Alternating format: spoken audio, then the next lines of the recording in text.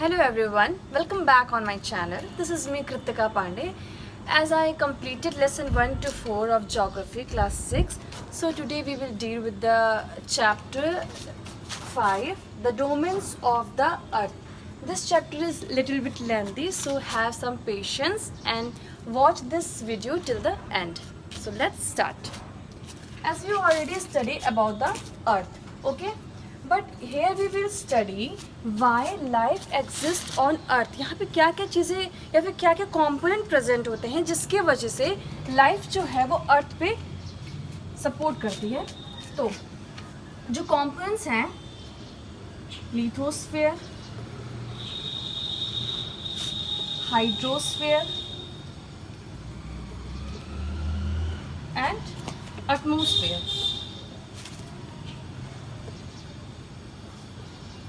ये तीन कंपोनेंट्स जो होते हैं ये तीनों ओवरलैप करते हैं, मीट होते हैं, जिसकी वजह से लाइफ जो है यहाँ अर्थ पे एग्जिस्ट करती है. अब हम एक एक करके तीनों को डील करेंगे, फिर इसकी डिटेल स्टडी भी करेंगे. ठीक है, पहले हम ये जान लेते हैं कि ये क्या होते हैं. ठीक है, लिथोस्फीयर जो भी हमारे अर्थ का रॉकी सरफेस होता है, या फिर जो भी अपर मोस्ट सरफेस होता है, ये भी कह सकते हैं rocky surface, upper most surface, या फिर जिसमें सॉइल प्रेजेंट होता है, where we live. Okay, where we live is called as lithosphere. Okay, lithos का मतलब ये होता है rocky surface. Second one is hydrosphere. Hydrosphere क्या होता है? जो भी वाटरी सरफेस है. एज वी नो कि 71% जो होता है अर्थ का वो वाटर होता है. ठीक है, वाटर ये एक बहुत इंपॉर्टेंट कंपोनेंट है जिसकी वजह से लाइफ यहाँ पे अर्थ पे एग्जिस्ट करती है. तो that part is said to be hydrosphere. What is atmosphere? The surface which bounds or which surrounds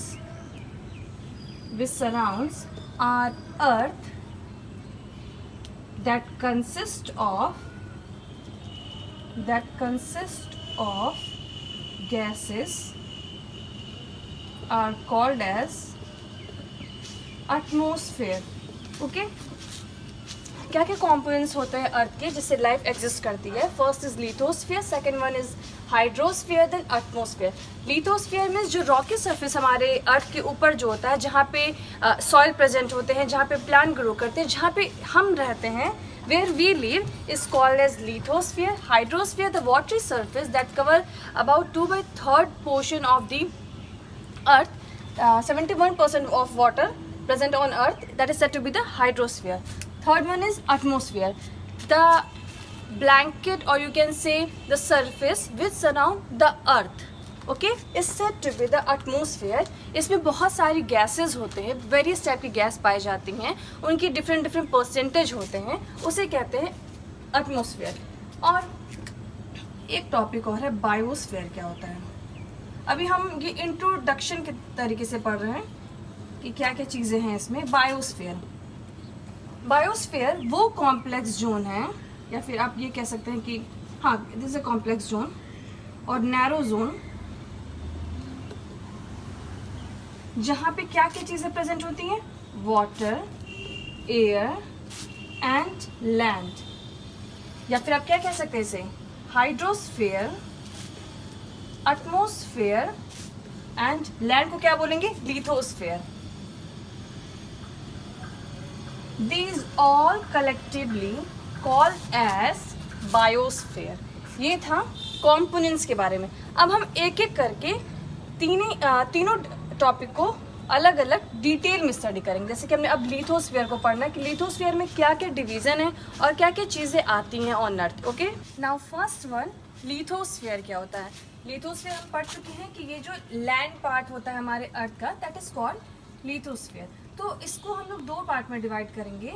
जो लार्ज लैंड मास होगा वो क्या होते हैं? वो होते हैं कॉन्टिनेंट्स, दैट आर कॉन्टिनेंट्स. और जो ह्यूज वाटर बॉडीज होते हैं, ह्यूज वाटर बॉडीज उसे कहते हैं ओशियंस। ठीक है, तो लिथोस्फीयर जो लैंड पार्ट होता है हमारे अर्थ का, उसे कहते हैं लिथोस्फीयर। लार्ज लैंड मास जो रहेगा वो कॉन्टिनेंट्स होते हैं, और ह्यूज वाटर बॉडीज जो होते हैं वो ओशियंस होते हैं। ओशियंस जो होते हैं वो एक दूसरे से कनेक्टेड होते हैं। ठीक है, और अब हम एक एक कॉन्टिनेंट्स को पढ़ेंगे कि कितने कॉन्टिनेंट्स हैं, क्योंकि ये बहुत सारे लोगों को कन्फ्यूज़न है कि कॉन्टिनेंट्स 7 है, ये तो सबको पता है, बट नेम में। तो आज हम लोग नेम के भी एक छोटे से ट्रिक को देखेंगे, जिसकी वजह से कॉन्टिनेंट्स के नेम में कभी कोई भी कन्फ्यूजन नहीं होगा। ओके, एक और चीज़ यहाँ पे पढ़ लेते हैं कि जो हाईएस्ट पीक है वो है mountain Everest, 8848 metre above the sea. इसे लर्न कर लीजिएगा कि हाईएस्ट पीक कौन सा है। तो ये है माउंट एवरेस्ट, कितना है 8848 मीटर अबव द सी। एक और चीज़ है, ये सारे पॉइंट्स हमारे एनसीईआरटी में दिए हुए हैं। Greatest depth recorded at Mariana trench. Okay, Mariana trench, it is about 11,022 meter in the Pacific Ocean। इसे याद रखिएगा, कौन से ओशियन में? In Pacific ocean.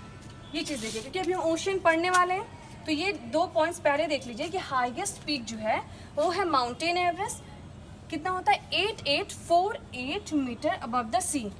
Greatest depth recorded at Mariana Trench, that is 11,022 metre in the Pacific Ocean. अब हम एक एक कॉन्टिनेंट्स को पढ़ेंगे। यहाँ पे हम एक ट्रिक देख लेते हैं। कॉन्टिनेंट्स को पढ़ने से पहले एक छोटा सा ट्रिक देख लेते हैं। A6E, इसको आप बिल्कुल अच्छे से याद कर लीजिए। इसके बाद से वो कॉन्टिनेंट्स के नेम को लर्न करने में कोई भी कंफ्यूजन नहीं होगा। A6E, इसे बिल्कुल अच्छे से लर्न कर लीजिए। This is a trick of continent. ठीक है, हमारे 7 मेजर कॉन्टिनेंट्स होते हैं, 7 मेजर कॉन्टिनेंट्स होते हैं। Learn it. कितने कॉन्टिनेंट्स हैं? 7 मेजर कॉन्टिनेंट्स। इसका जो ट्रिक है याद करने का वो है A6E। अब हम इस ट्रिक को ओपन करते हैं कि क्या है ये। सो अब हम देखेंगे कौन कौन सी कॉन्टिनेंट्स कहाँ पे हैं। ये मैप है, बहुत परफेक्ट तो नहीं है, बट हाँ इस पढ़ाने के लिए ठीक है। ये देखो, सबसे पहले ये जो हमने फॉर्मूला देखा था A6E, ये एक ट्रिक है सारे कॉन्टिनेंट्स के नेम को लर्न करने के लिए। फर्स्ट एशिया, अफ्रीका, ऑस्ट्रेलिया, ठीक है, अंटार्कटिका। अब ये क्या है कि अमेरिका है, नॉर्थ अमेरिका, साउथ अमेरिका, तो वो आपको लर्न करना होगा, नॉर्थ है साउथ, और यहाँ पे हो गया America and again America.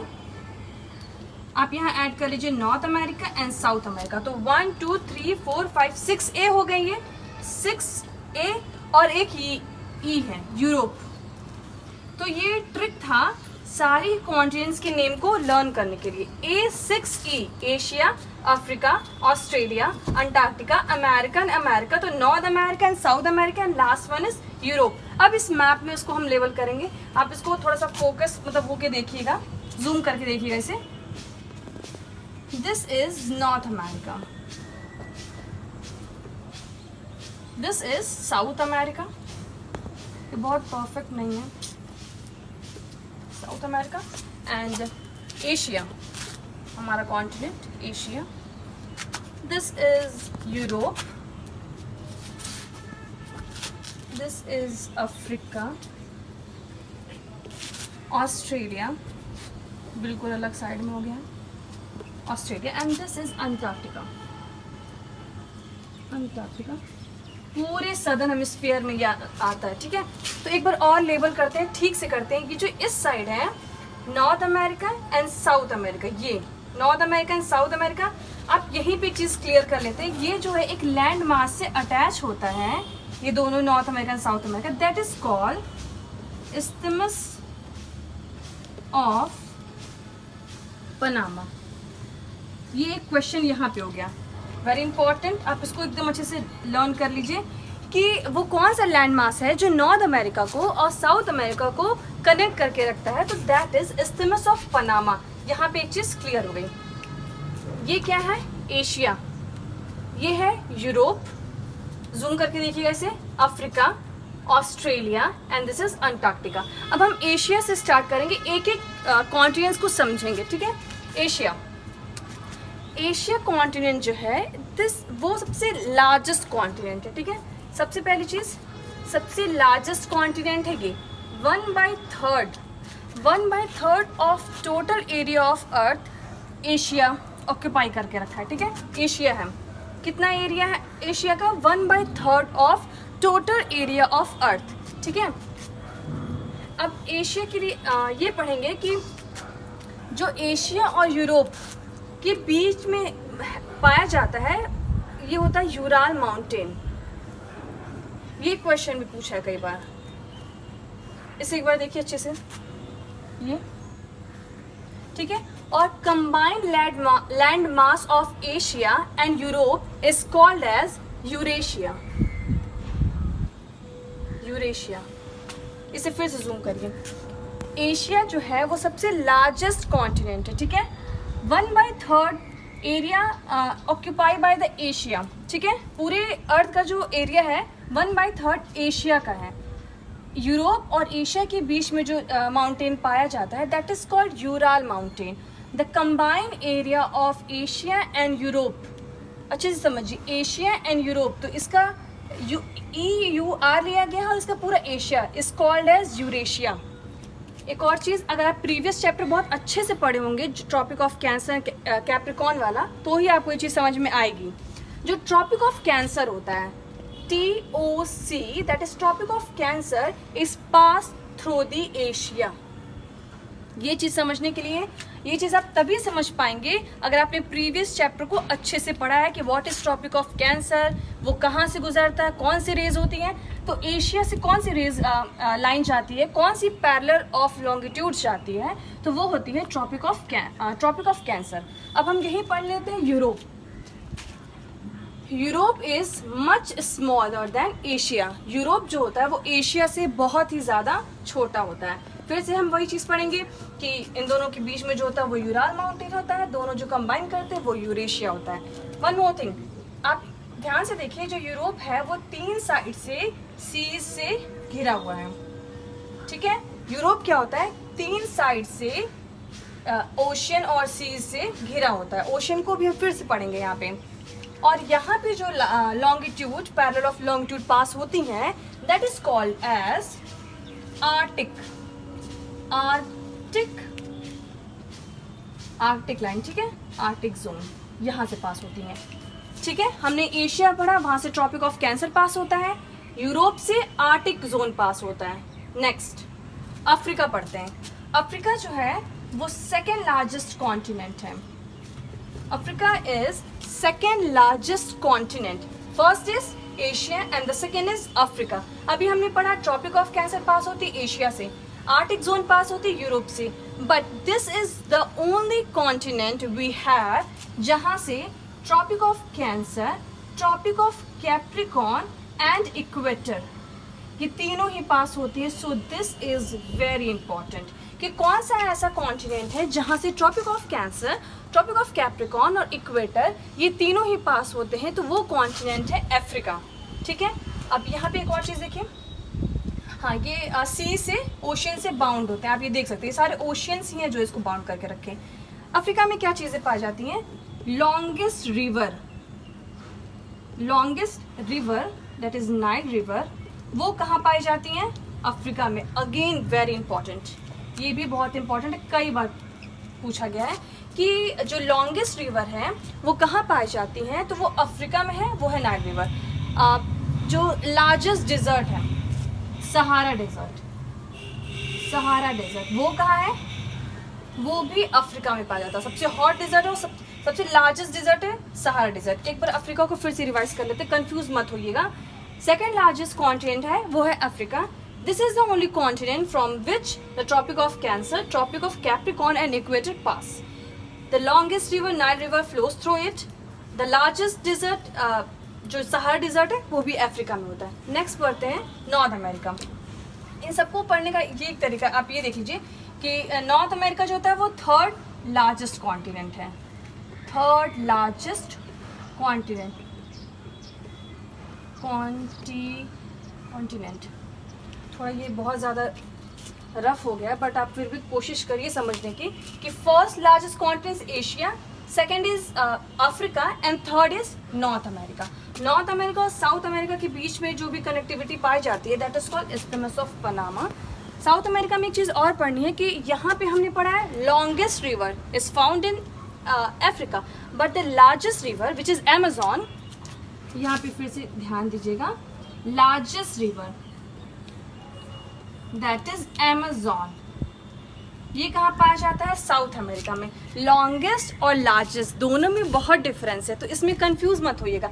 Largest means बड़ा, लॉन्गेस्ट मीन्स लंबा होता है। अगेन लॉन्गेस्ट मीन्स लंबा होता है, तो वो सबसे लंबी नदी जो पाई जाती है वो अफ्रीका में पाई जाती है।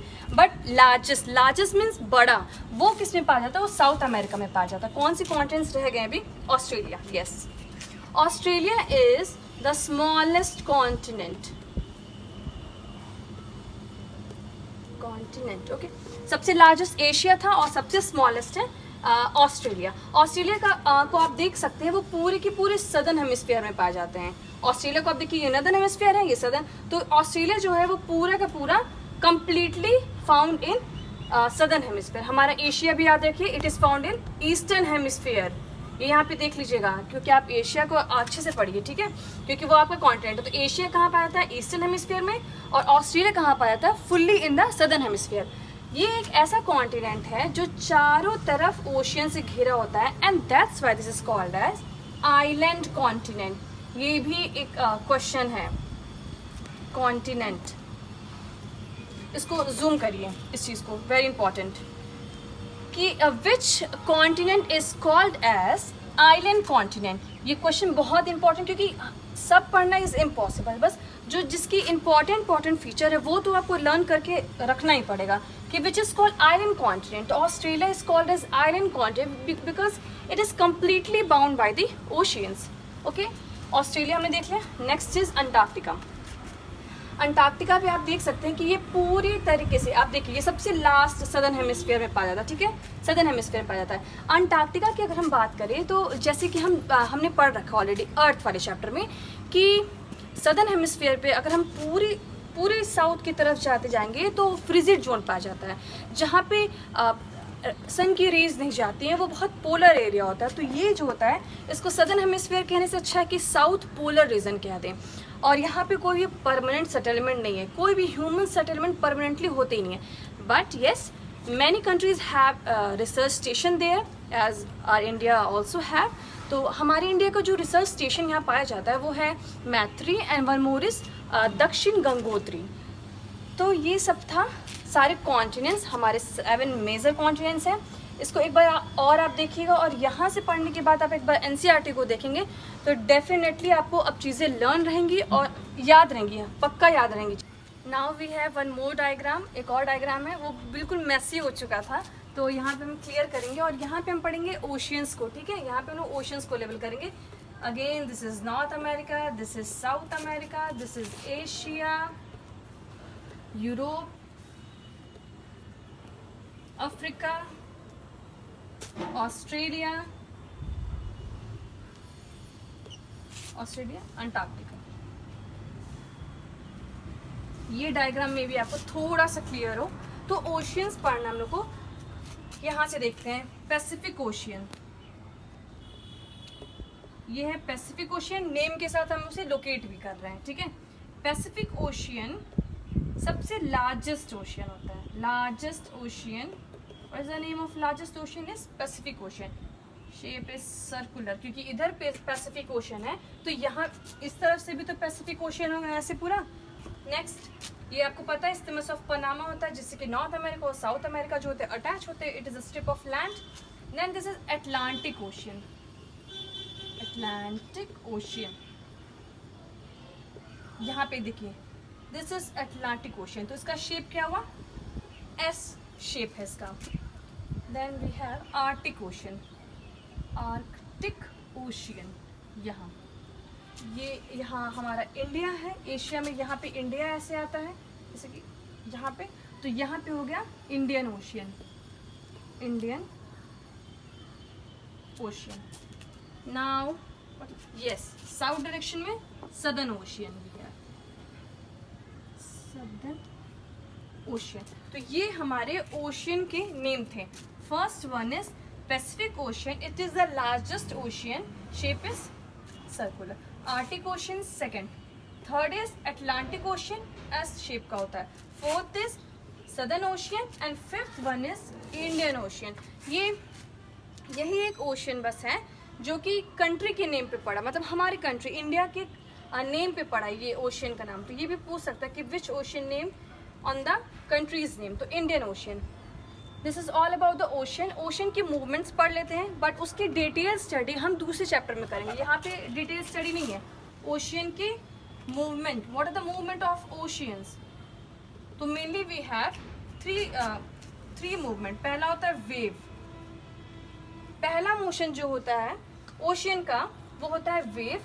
Second is tide and third one is ocean current, ocean current. तो this is all about the ocean. We have 5 ocean, name learn करते हैं। Pacific Ocean, Arctic Ocean, Atlantic Ocean, Southern Ocean and Indian Ocean. What are the types of movement of ocean? So these are wave, tides and ocean current. So this is all about the topic hydrosphere. हमने lithosphere complete कर लिया जिसमें सारे continents आते हैं, 7 major continents। हमने hydrosphere complete कर लिया। हाइड्रोस्फीयर मतलब जो वाटरी सरफेस होते हैं, वाटर किसी भी फॉर्म में पा सकते हैं। Ice, it can be in the form of water, it can be in the form of water vapour. तो हमने हाइड्रोस्फीयर में 5 ओशियन पढ़ लिया। अब बस एक टॉपिक बचा है विच इज एटमॉस्फेयर। तो हम लोग अब डील करेंगे टॉपिक एटमॉस्फेयर से। Okay, so let's start now. The topic is atmosphere. Atmosphere क्या होता है? The blanket of air, blanket of air that surrounds the earth. The atmosphere consists of thin blanket of air that surrounds the earth. जो atmosphere होता है वो हमारे अर्थ को एक तरीके से ब्लैंकेट प्रोवाइड करता है, ठीक है, जो हमारे अर्थ को पूरी सराउंड करके रखते हैं। सो इनका मेन क्या रोल है? जैसे कि एटमॉस्फेयर में बहुत सारे गैस होते हैं, तो वो गैस जो होते हैं, एक तो हमें ब्रीदिंग, हम ब्रीद ही उसी ऐसे ही करेंगे जब एटमॉस्फेयर में जो गैसेस होंगे ब्रीदिंग में हेल्प करेगा। सेकंड, जो हार्मफुल सन रेज होती हैं उससे हमें प्रोटेक्शन करता है। तो इसका जो मेन 2 रोल है एटमॉस्फेयर में प्रेजेंट गैसेस का, फर्स्ट इज ब्रीथ, जो एयर होता है उसमें ब्रीदिंग के लिए। Second is harmful sun rays से प्रोटेक्शन प्रोवाइड करता है हमें। जो एटमॉस्फेयर एक्सटेंड किया हुआ है वो है up to the height of 1600 kilometre. इसका एक्सटेंशन जो है, एक्सटेंशन है एटमॉस्फेयर का जो एक्सटेंशन है, इट इज अबाउट 1600 किलोमीटर। अब हम बात करते हैं एटमॉस्फेयर के लेयर्स क्या, उनके नाम को यहाँ पे पढ़ना में। सबसे जो लोअर लेयर होती है दैट इज, हम यहाँ से पढ़ रहे हैं, यहाँ पे स्पेस कम है तो यहाँ से पढ़ते हैं। ये अर्थ है, यहाँ पे इसको अर्थ समझ लीजिए, ठीक है। अब यहाँ से एटमॉस्फेयर, दिस लाइन, ये एटमॉस्फेयर यहाँ से स्टार्ट हुआ।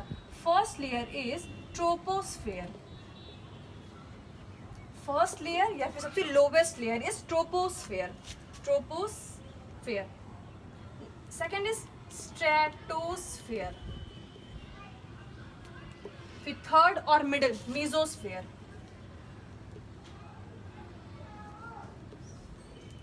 Then thermosphere, and the last one is exosphere. So these are the names of the layers of atmosphere. सबसे lowest जो होती हैं troposphere, then stratosphere, mesosphere। देखिए 2 इधर है 2 इधर है, तो बीच में मिड में then mesosphere, this is thermosphere and exos मतलब सबसे लास्ट एक्सटर्नल वाली is called exosphere। ठीक है। तो this is all about the layers of the atmosphere. इसकी डिटेल स्टडिंग इसमें है ही नहीं, तो इसमें हम नहीं करेंगे, इसको और लेंथी नहीं करेंगे। आगे जिस चैप्टर में इस लेयर्स की डिटेलिंग है कि ट्रोपोस्फेयर पे क्या चीज़ें प्रेजेंट होती हैं, स्ट्रेटोस्फेयर पे क्यों एरोप्लेन जाते हैं, मेसोस्फेयर में क्या होता है, तो ये सारी चीज़ें हम नेक्स्ट चैप्टर में डील करेंगे, या फिर जिसमें दिया होगा according to the NCERT we will deal this. Okay, so I hope you understood this chapter well, and thank you all. Please do share, like and comment. Thank you.